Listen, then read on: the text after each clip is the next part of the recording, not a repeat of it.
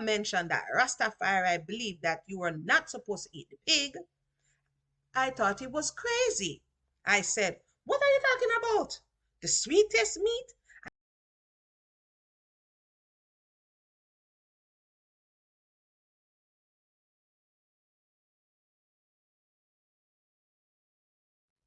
So the last time we saw Bob and Rita and Sedella, it was on and popping. Okay? You saw the videos before. We had to take a minute, step back, and do some housekeeping so that we can match up what we're reading to what we're hearing. Because me hear say a lot of people say I lie them I tell. So me want to know if 'cause I don't want to be spreading lies. So if I lie them I tell, we have to go look. So now that we done those videos, we're back on the ass again, in the saddle. Let's go. So the last time we hear Sedella here say, our son turn Rasta. Say Nesta turn Rasta. Okay? So now in the movie, we see them having Rita, Alpha Rita, trying to bring in Bob into the Rasta thing. But according to Alpha Rita, during the time I was getting to know Bob, he'd been exposing me to the Rasta fate or the fate of Rastafari. So according to Alpha Rita, it was Bob who was bringing her in, which began in the early 20th century with Marcus Garvey, a Jamaican who was also from St. Anne. Garvey went to New York where he founded the UNIA to encourage Black pride and advocate the repatriation of Black people to Africa. That's a whole nother story. I have an interesting book about the organization that Garvey started here, but that's another story for another day. Some Jamaicans paid particular attention to Garvey's prophecy that an African king would deliver us from our situation as colonized people. And they came to believe the Ethiopian ruler Emperor Haile Selassie, I'm not supposed to say it like that, but I'm going to just say it like that, to have been that person. Selassie's original name was Rastafari. His followers believe as Rastafarians, or Rastas for short. Ras meaning head and his name being Tafari, right? Before the 60s, no one outside of Jamaica knew much about Rastas. Within Jamaica, ordinary citizens viewed them as black heart men who lived in the gully and were always smoking ganja, an East Indian word for marijuana. What is interesting is that on that Esther Anderson documentary, you have a very young Bob and a very young Peter Tosh burning some ganja and arguing about how ganja got to America. And you have a very young or a little bit older Esther Anderson trying to tell them that it was through the Indian immigrants that it came. And they was cursing some BCs and species and letting her know that no, it was the black man. I thought that was an interesting discourse. But if you saw the documentary, you know what I'm talking about. But let's continue. Before the 60s, I said that already. It says here, people said they would steal your children away.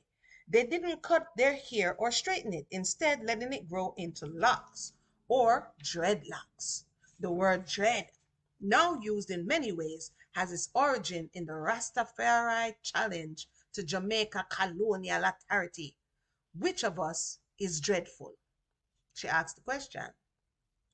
In Jamaica, Rasta was the last thing you wanted your children to be involved with.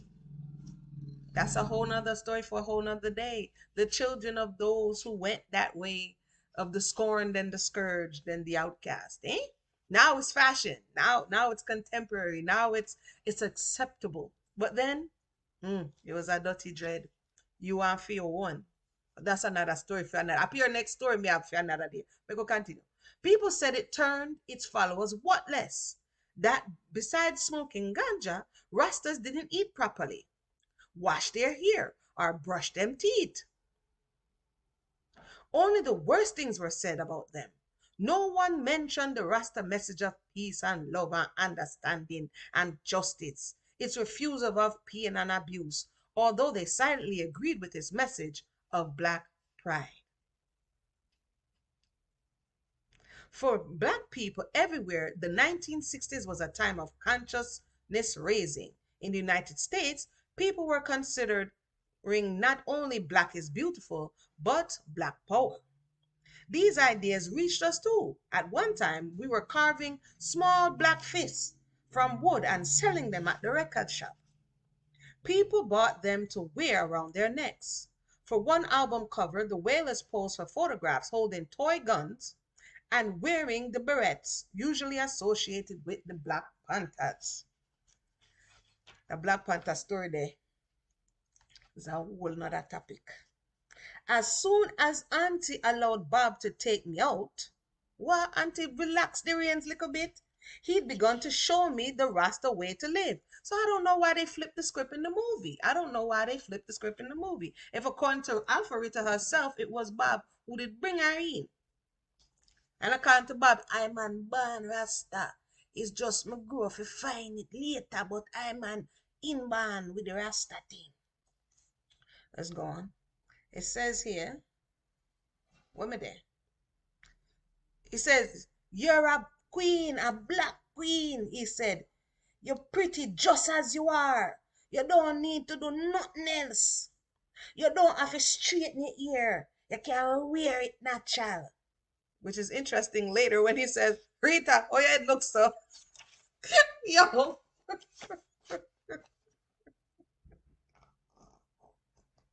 I'm not laughing, sir.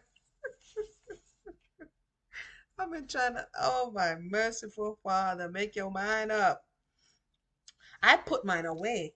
Bob was also very intent on telling me how great black people were and how far we'd come because of Marcus Garvey. Auntie was big on Garvey too and had even given me a book about him. So I already knew about repatriation and the story of the Black Star Line and was somewhat conscious to begin with.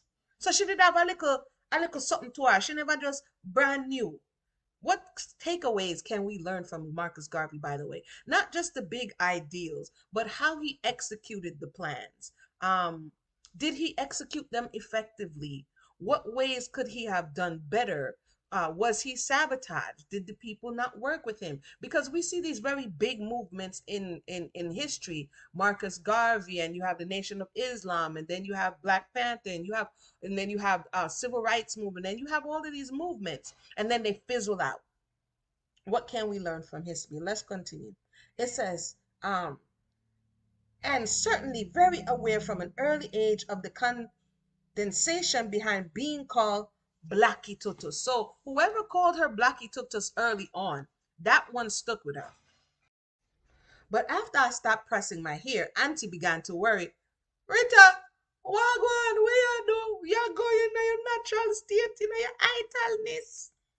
It says, she says, my God, is Rita smoking that stuff? Oh my goodness, that terrible stuff that would make you go crazy and put you in prison.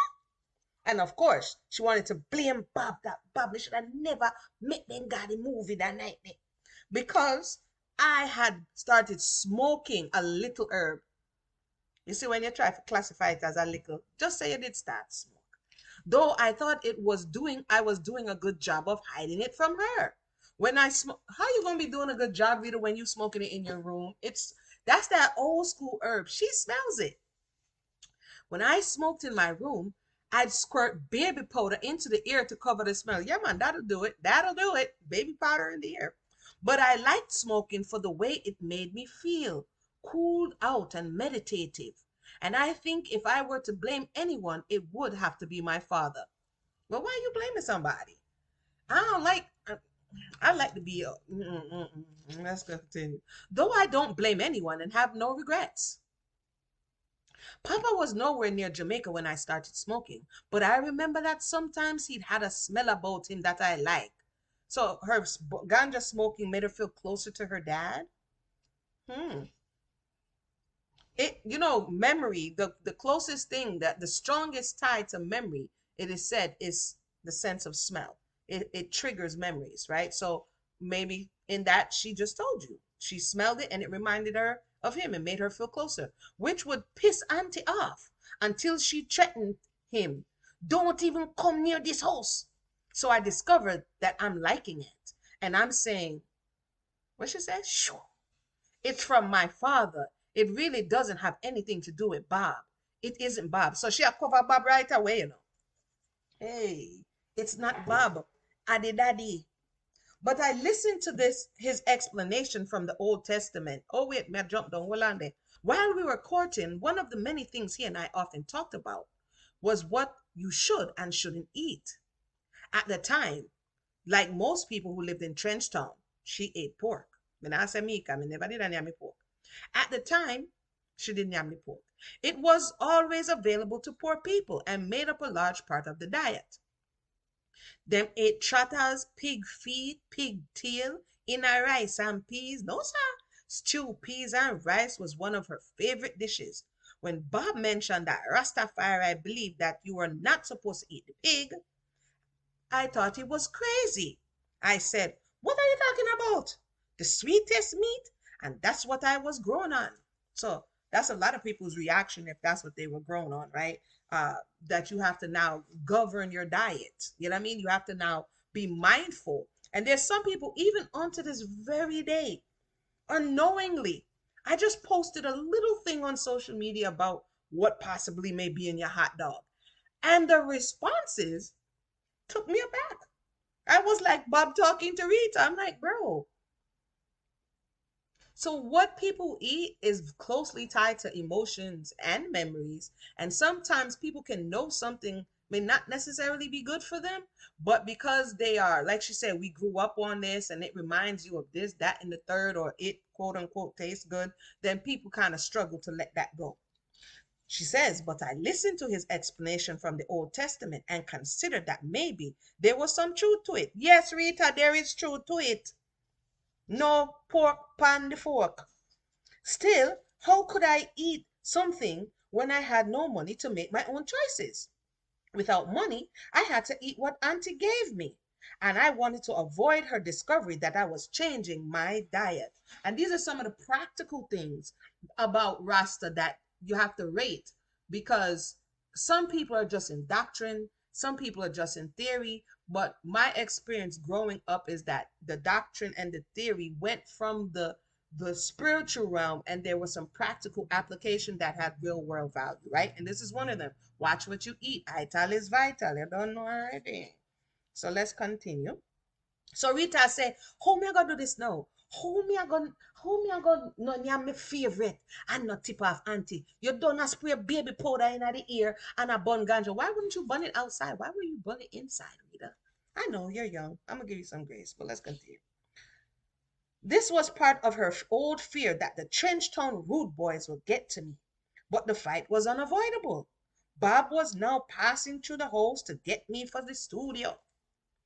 One day, she'd been cooking kalaloo and codfish, which traditionally is cooked down with pork. Ew. Who's cooking kalaloo? Let me know. I don't know about this, y'all. What you cook down kalaloo and codfish with pork? Sorry, that's new to me. I never heard the pork part in the kalaloo and codfish. I went into the kitchen and as calmly as I could say, Auntie, I won't be eating any of that kalaloo today because of the pork.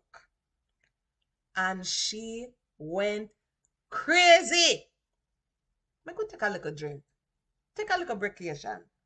Me soon come. Hold on. Let me take a little sip off of my tea and see what Auntie did I say. Because Rita said, fire burn for the pork. Fire, fire, fire. We soon come back.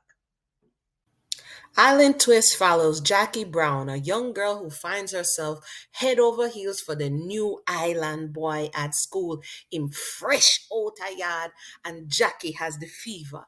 But as she navigates the ups and downs of her new crush, things quickly spiral out of control when her not so secret admirer becomes determined to sabotage her relationship. So check out the new novel Island Twist over on Amazon today. Now back to the story. Me now tell you, say, Auntie tell everybody, calling over the fence to her neighbor, Mother Rose. You know, Rita just tell me say she not eating any of the dinner because pork in there. And Mother Rose said, I tell you that why? Let me sit up in a chair today. I'm over the screen today. Wait a minute now. Mother Rose. And they started to blame on Robbie and this Rasta thing. But I was stubborn and refused to listen. And from then on, Auntie realized that I was going through changes and was trying to become more conscious. And she accepted the fact that I had to find out certain things for myself, such as what was really black and why is black so black? Why is black so black and white so white? I'm going to leave it right there. Join us next time so that we can see what was going on with Rita. Like, again, I know artistic license. And for those who didn't understand why was I on the Peter and Rita thing for so long, it's important. It's important to the narrative. And it's important to see, for me anyway, and hopefully other people got value from it, that the makers of the movie understood the narrative and decided to skew it and then decided to cut it out because it didn't fit the perspective that they were trying to give or the storyline that they was trying to convey. But I think it would have had value in there because now she and Robbie is, in there. But before Robbie, she really thought it was going to be Peter Tosh. And now it's not. And Robbie is now coming around, picking on up to go to the studio, making himself known around the yard, which is going to be an important detail as we go forward because Robbie and Auntie, them are like island water. Robbie and Auntie no agree. So stay tuned next time. Like, subscribe, and share, and tune in.